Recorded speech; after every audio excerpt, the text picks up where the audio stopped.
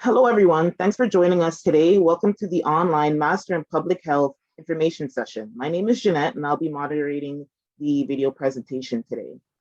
Before we begin, I want to introduce our panelists.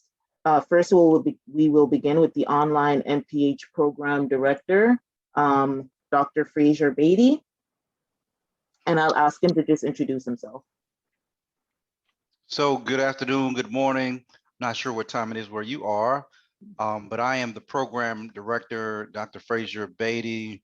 I've been in public health for over 15 years now, and welcome to the session. Thank you, Dr. Beatty. Next, we have our Senior Admissions Advisor, Alicia Singh. I'll ask her to introduce herself as well. Good afternoon, everyone. Thanks for joining us. It's definitely a pleasure to have you all. So I'm one of the graduate advisors that work with all students coming into the program. We work with them to qualify them for the program, help them through the application process, and set them up for success in the program. Thank you, Alicia. And next, we will just do a brief covering of what we'll be covering today. Generally, what you can expect from the program and the many career opportunities and job demand for public health professionals. We just heard our introductions from our panelists. Coming next, we will also highlight the positive aspects of the public health career, go over the program and curriculum overview. Then Alicia will outline the admission requirements to our online MPH program, and we'll wrap it up by answering a few frequently asked questions. And with that, I'll hand it over to Dr. Beatty. So hello again. And so why a public health career? So public health right now, it's very hot. So what I mean is very top of the line. You see it in the news often. And so public health, just in general, a career, you'll work to improve health conditions in your community. You'll work with a number of probably nonprofit, social justice, or agencies who work to prevent disease. And so the key to public health is prevention. So the key, again, interacting with hospital and healthcare organizations, but working to address social injustice, environmental health issues, racism, poverty. You deal with a lot of health disparities issues. So social causes, those are people who actually work in the area of public health. You'll see a lot of physicians who work close hand in hand with public health agencies and public health officials, but that's what we're dealing with now. And so public health, COVID-19, prevention of COVID-19 is an act of public health. There are a lot of different agencies that work in public health, and we'll talk about that a little bit more on the next slide. So what can you do with a master of public health? So in public health, there are a number of specialty areas. Here at Regis, we have two specialty concentrations. One is epidemiology, and the other is health policy and management. So in public health in general, there are several specialty areas. Epidemiology is one, policy is another, health education is another, biostatistics is another, where you can be a biostatistician. Health administration is another, and environmental health is my favorite, one of my favorites. So there are a number of different agencies, like I spoke to you earlier, and you've all heard of CDC, which stands for the Center for Disease Control and Prevention, keyword prevention. FDA, the Food and Drug Administration. NIH, National Institutes of Health, institutes with an S. The same thing with CDC. Most people say it's the Center for Disease Control and Prevention, but it's actually the Centers for Disease Control and Prevention, and FEMA. And so you also have the EPA, other agencies, state and local health departments also work in public health, and those are agencies where you can work. Community-based organizations, meaning your nonprofits who work to address poverty issues, homelessness, HIV, a number of other things. And then your hospital and medical facilities are not particularly public health, but public health persons work at those facilities. For example, I just came back from the VA for my medical appointment, but there are a number of doctors who work at the VA, but they also have prevention. So they have prevention services to manage stress, also exercise therapists who work there at the VA hospital, nutritionists and dietitians. And I'm sorry, when I was speaking about the careers, I left off nutrition. So dietitians and the nutrition is also a specialty area in public health. And then the pharmaceutical companies, of course, those persons who work in public health are those who are going out and providing information about prevention medications, right? So they work with those pharmaceutical companies to go out and push prevention medications. I'll give you one really good example. I don't know if you've seen the commercials on TV about PrEP for high-risk persons to prevent them from getting HIV. So that's a pharmaceutical company would go out and they would push the prevention to get HIV, and they push those medications like PrEP. Research and universities, awesome place to start your career in public health. That's where I started my public health career, at the University of North Carolina at Chapel Hill, working in a research center. So research centers to go out and collect data. And again, as I also spoke about, nonprofits with the focus, and then your environmental health agencies, of course, is also a great place to work. So there are a number of different places to work in public health. So the sky is the limit. Okay, thank you, Dr. Beatty. Here we just wanted to discuss some of the job prospects you can expect after completing the program. And we just want to highlight, even before the recent global pandemic with COVID-19, public health specialists were in demand. So with over 73% of them being employed after graduation. A majority of them do end up working in healthcare. And of course, this demand in the workforce will have only increased with the recent global pandemic and facing the aftermath. On this slide, we pulled some stats from the US Bureau of Labor Statistics, highlighting the projected job growth in the nation in the next few years for those who would fall into the public health sector. We're seeing faster than average growth for epidemiologists and medical scientists, and much faster than average growth for health education specialists and medical/healthcare healthcare service managers.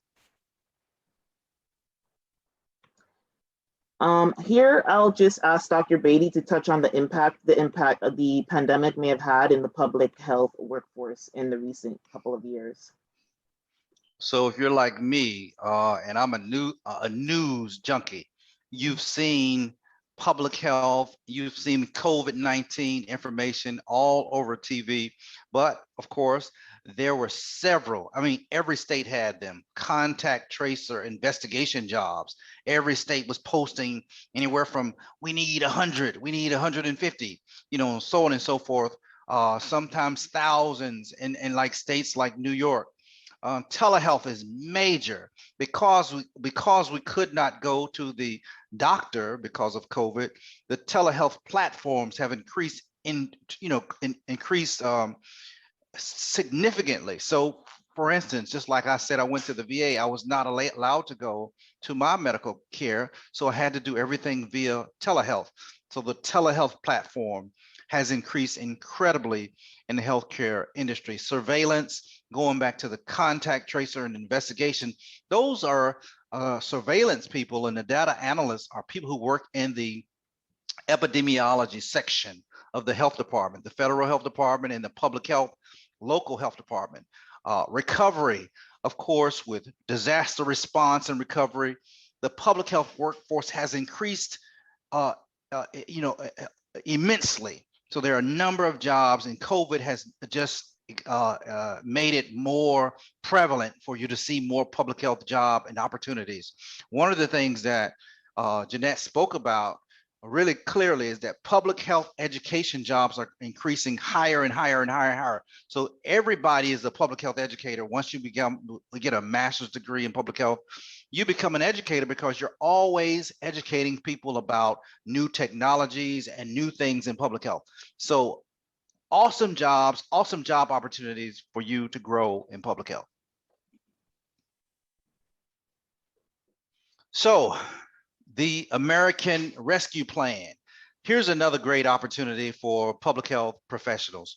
The US government, the White House specifically, has announced $4.4 billion to create more jobs. It's a grant program that the federal government has invested back into the community to increase public health staffing, to recruit more people into public health jobs, and increase the workforce. It's an incredible opportunity. There are a number of different funding streams like this in the federal government to increase public health workforce, but there are a number of opportunities right now. COVID has helped us tremendously. A lot of people before didn't even know what an epidemiologist did, but everybody knows what one does now, and they also know what they do. So a number of jobs, a number of increased opportunities in public health.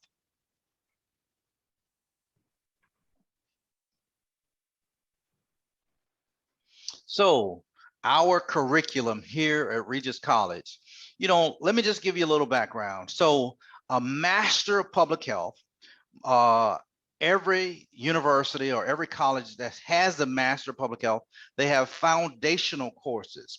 As you remember in my talk earlier when I was talking about the public health specialty areas, there are 6 or 7 or so. Nutrition is one. We don't really have a class in nutrition, but the accreditation body, CEPH, mandates that you have certain competencies in the foundational courses of public health.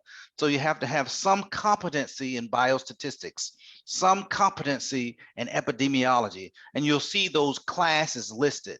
You have to have some ethics and law training, some health administration background, social and behavioral sciences, or either public health education specifically, or intro to public health. That's your very first course in most courses.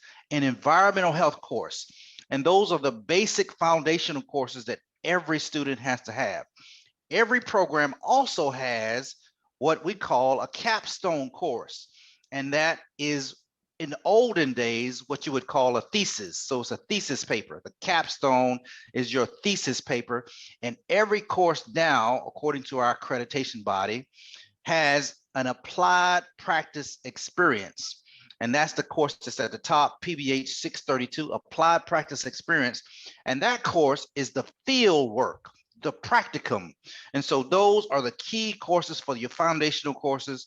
Here at Regis, we have 8 foundational courses, but they're required at most places you go. You're going to have to take these courses in some area or wherever you go to any school that you apply to, you have to take the foundational courses before you get into your concentration. But these are our foundational courses and public health.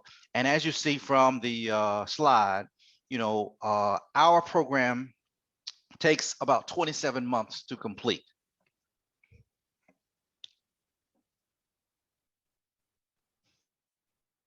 And these are our specialty tracks, or just to be clear, you take an additional, after the foundational course, you'll take an additional few courses in your specialty track to be able to get your concentration or your major, for instance, epidemiology or health policy and management. And that's how you complete the program. And your last courses, of course, are the practicum course that I spoke about, which is your field placement course, and your capstone, which is equivalent to a thesis at the end of the program. I said, great, thank you, Dr. Beatty. And Alicia, I'll hand it off to you to discuss the admission process. Thank you, Jeanette. So for the admission requirements, this is what the committee looks for when reviewing a potential applicant for the program. We do typically look for bachelor's degrees from an equivalent or an equivalency from an accredited institution. We actually do find there's a lot of individuals coming in with a bachelor's degree with different backgrounds. So they have business backgrounds, they're coming in with nursing backgrounds, even those that are already in administration. They are coming into the public health programs because they have some kind of connection with their prior education or work experiences, or they have a new goal that they want to pursue or a new career change. So we do get a lot of different types of students applying into the program. So the minimum requirement is a bachelor's degree. On the degree, we do look for at least a 2.75 GPA. 3.0, which is a B average, is preferred when applying into the program. We do look for a current resume, which does have education, work, volunteer, management experience as well. And it just shows growth within your current position and growth within the field. We do require all official academic transcripts, which means for degree, schools that you've attended and received a conferred degree, as well as transcripts that have transfer credits will be required to be submitted. And we do accept both electronic transcripts as well as hard copy transcripts. There is also a statement of purpose or personal statement. This is your opportunity to speak to what your previous experiences are or connections to public health would be. This is an opportunity for you to speak to what your goals or what your outlook on the program will be after you've completed, as well as an opportunity to speak to any inconsistencies within grades or your academic history so that the committee has a better understanding of your overall background. We do also require 2 letters of recommendation, preferably from individuals that you've worked with within the field. So this could be from a manager, a director, or supervisor, somebody that can speak to professionalism in the field for your interactions with other clients or patients, just overall a general recommendation for the application process. Tuition information. So the cost of the program currently is $625. That is not including any books or university fees. We do not charge out-of-state tuition. There's no student services, no technology, no deposits required for the tuition. So it's just the $625 per credit hour fee. All courses in the program, foundation, specialty, they are 3 credits per course. There is a one-time application fee, which you pay through the online application system when filling out your application form. We do have a lot of partnerships and affiliations through Regis with a lot of companies that employees can definitely benefit from their education opportunities. So for those that are working within organizations and corporate employees, they do qualify for a 10 to 15% discount based on the organization they are working with. For federal employees, so this would be for those that are working for VA hospitals, that are working for any of the US departments, they qualify for a 15%. Military and veterans also qualify for a 15% discount. And for our Regis alumni, they do qualify for a 10% discount. For each of these funding opportunities, we do have individuals that can work with students to ensure that the right paperwork has been submitted for you to qualify for your tuition discounts.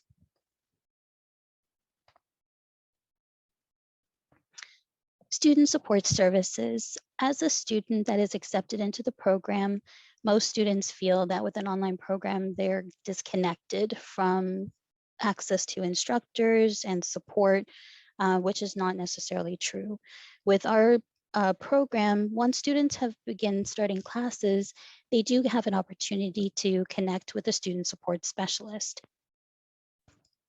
The support specialist is there to assist students with registration issues, guidance on study material, support through their classes. They check in with students on how they're progressing with their assignments, if they're running into any troubles, also connecting them to their instructors, classmates, as well as field coordinators. We do have individuals as well that will assist with enrollment for specifically registration issues, and also for accessing online experiences and admission requirements. Financially, there is an individual that you will have access to if you have questions about any funding opportunities. And there's also an academic support as well through the school to help you with scheduling your courses to ensure that you are taking classes in the correct order. On the other side, we do have a number of resources for students, access to our library, the Student Writing Center, which is called Smart Thinking. It does allow students to set up tutoring services, no additional charge. It's already part of your tuition. And students also have an opportunity to take part in the Pearson Writer, which allows you to submit papers for proofreading and for editing purposes as well. And there's job seeking support as well through students. So this is pretty much what an experienced student would be getting as a campus. If you were attending campuses, you still have the same kind of guidance and support as an online student as well.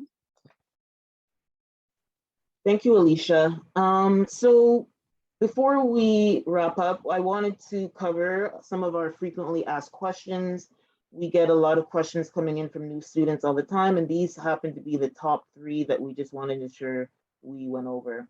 So the first one is, when can I start the MPH program? Fortunately, our own online program has 3 start times for the year. So whatever fits your schedule and what works in your timeline.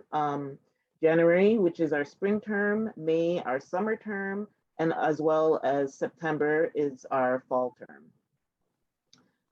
We also get a lot of questions on how long it takes to complete the online program. It takes just over 2 years, which is about 28 months to complete. And the program is taken over the course of 7 semesters. Obviously, there's ways if you double up to maybe help with the timeline, but for the most part, this timeline is how most students would be able to be successful in the program and how we recommend them to complete it. As well as, you could talk to your student support specialist when you do register to kind of work out what fits into your lifestyle.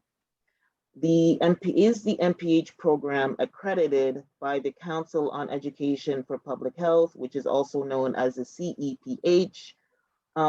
Because we are a new MPH program, Regis College is currently not an application for accreditation by the CEPH. However, it is a goal of ours, and we do plan to pursue applicant status for this accreditation following the fall 2021 semester. Couple of comments too that I get and hear a lot from students, from the middle question is, can I double up on the classes? Can I finish the program earlier? And so, just like Jeanette has recommended, we recommend you to stay the program. We take the courses 1 8-week course at a time, because the course is designed for working adults.